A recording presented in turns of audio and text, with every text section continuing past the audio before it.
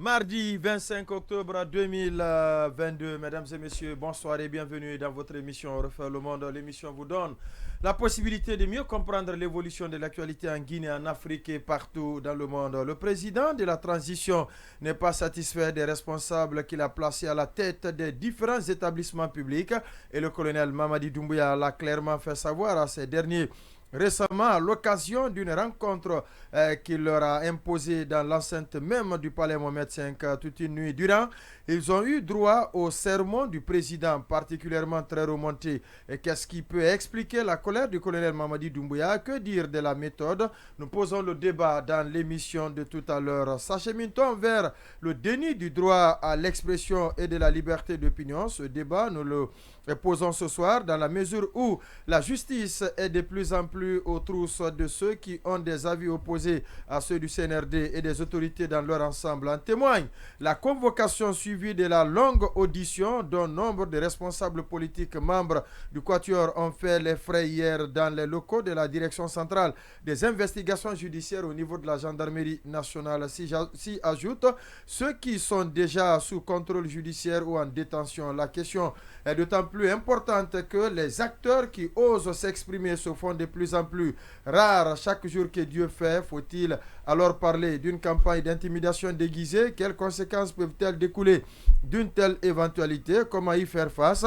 Nous nous posons ces questions à propos donc de cette autre thématique. Bruit en perspective entre la Fédération guinéenne de football et son partenaire du groupe Sonoko après la conclusion d'un contrat de sponsoring du championnat national de football avec l'entreprise Gico Press avec à la clé 60 milliards de francs guinéens sur 4 ans. Le groupe Sonoko accuse le Conor qui fait office de la Fegi Foot de rupture unilatérale du contrat, la société menaçant dans la foulée de tirer toutes les conséquences de droit de cette rupture présumée, sur quoi reposent les accusations portées par le groupe Sonoko à l'encontre de la Fegifoot. Comment cette crise peut-elle se dénouer? Nous soumettrons ces questions à l'appréciation des différents chroniqueurs dans cette émission. Le siège de l'association des victimes, parents et amis du 28 septembre à Vipa, victimes de cambriolage, selon un des responsables de cette association, l'ordinateur qui contenait les dossiers cruciaux en rapport avec le 28 septembre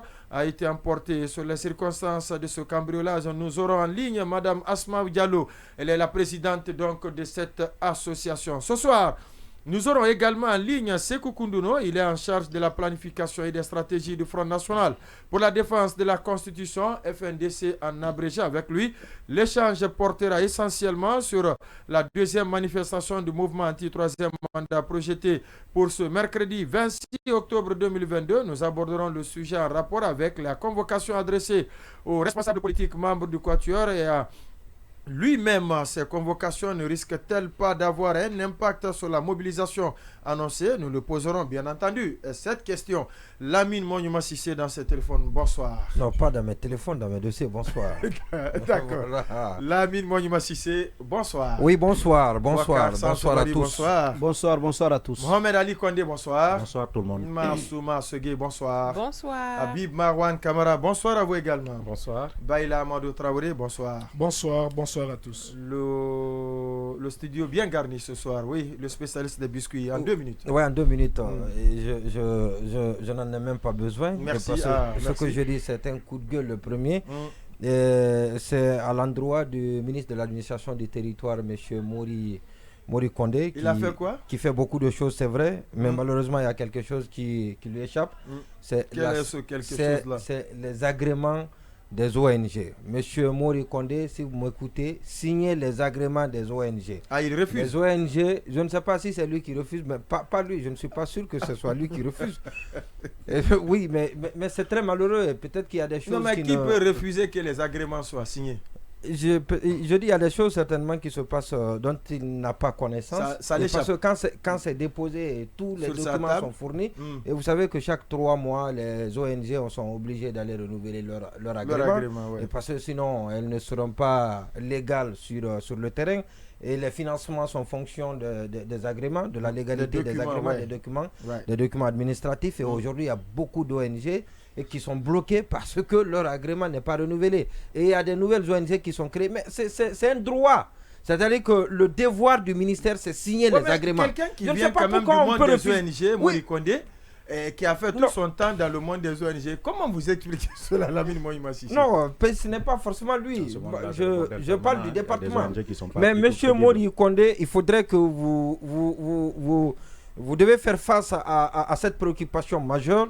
Et parce que ça embarrasse complètement sinon ça handicape d'ailleurs, ça handicape les ONG, le fonctionnement. Il y a des initiatives privées, on ne peut pas aller contre les initiatives privées. Les initiatives privées, c'est se mettre en association, et trouver des documents légaux et aller vers le financement pour aider aussi les communautés à la base.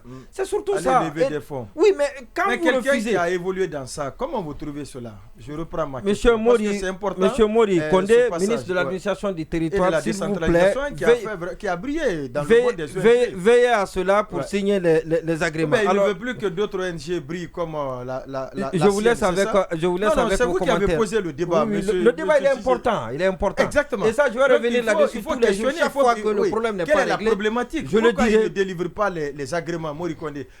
Ça coûte quoi concrètement? Je voudrais mettre votre rédaction à contribution pour savoir pourquoi les agréments ne sont pas signés. En tout cas, moi, je n'en sais pas. Vous êtes intéressé à cela, qu'est-ce qu'on vous dit concrètement dans les couloirs du département? Ce qu'on me dit que ce n'est pas signé.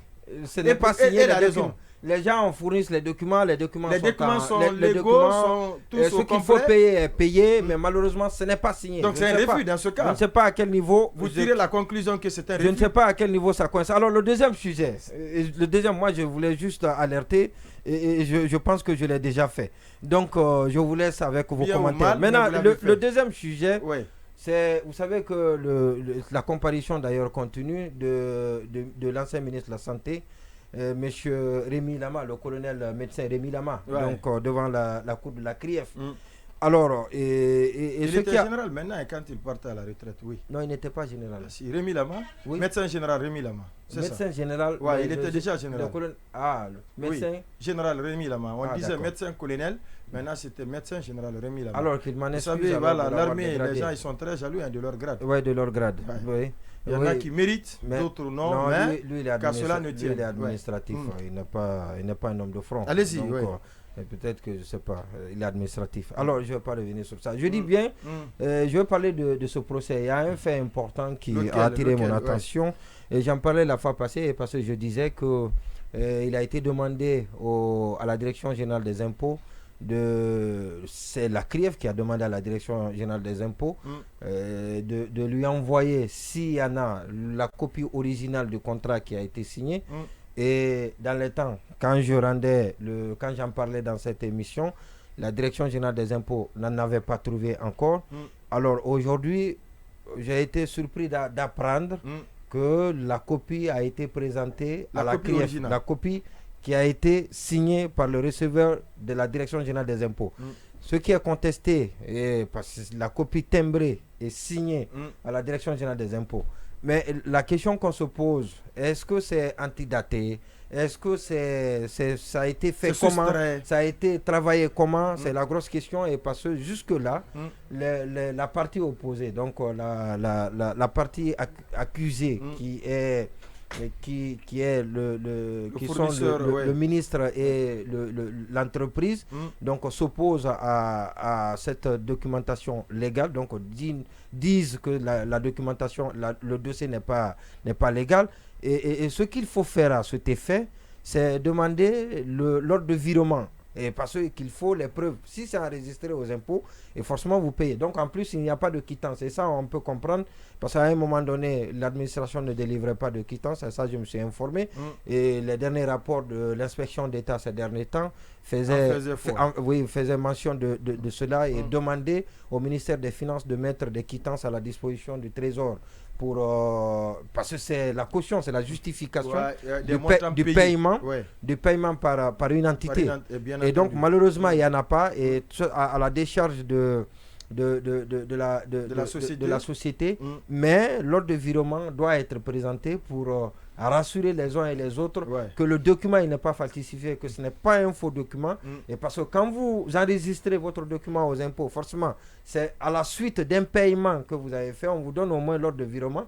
Et l'ordre de virement, je ne suis pas sûr qu'il soit encore capable d'antidater d'avoir de un ordre de falsifier, virement qui date de cette période. Et je ne suis pas sûr que le pays était pourri jusqu'à ce niveau, qu'on soit capable de manipuler toute la chaîne pour avoir des documents traficotés. Et donc, c'est à ce niveau les documents. D'accord. Oui, bon, d'accord. Tout est possible. En tout cas, ce pays. oui. On va progresser, oui. Et il voulait placer 2-3 mots sur le premier biscuit de M. Cissé. Oui, en effet, parce que je pense qu'au niveau des agréments, que ce soit d'ailleurs des ONG ou même des partis politiques qui relèvent du ministère de l'administration du territoire, le processus manque de transparence. Et cela depuis longtemps, depuis le temps du professeur Alpha Condé jusqu'à aujourd'hui. Est-ce qu'on doit dire qu'il y a encore un manque de transparence quand on a opté pour le changement, pour la refondation? Est-ce qu'on a encore besoin de dire après plus d'une année? Faut pas, si on veut avancer, on trace et puis je suis d'accord. On évolue. Oui, mais j'estime. Bien sûr. Non, mais si on doit toujours dire depuis Alpha Condé, non, mais c'est important.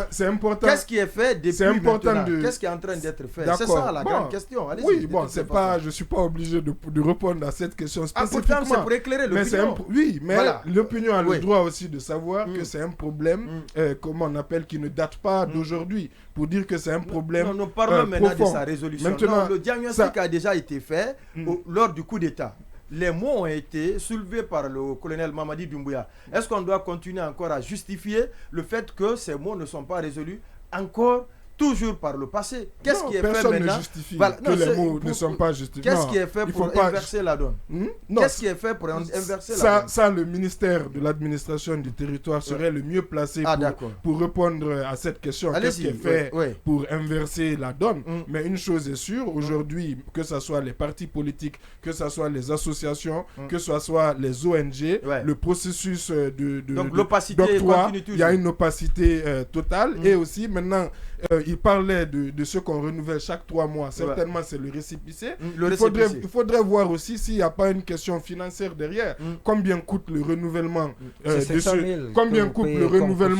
de ce renouvellement par rapport au coût de l'agrément qui est pour une plus haute période? Est-ce que aussi le fait d'obliger finalement les ONG à renouveler chaque 3 mois, est-ce que c'est pas une façon en fait aussi d'arnaquer? Oui, en quelque sorte.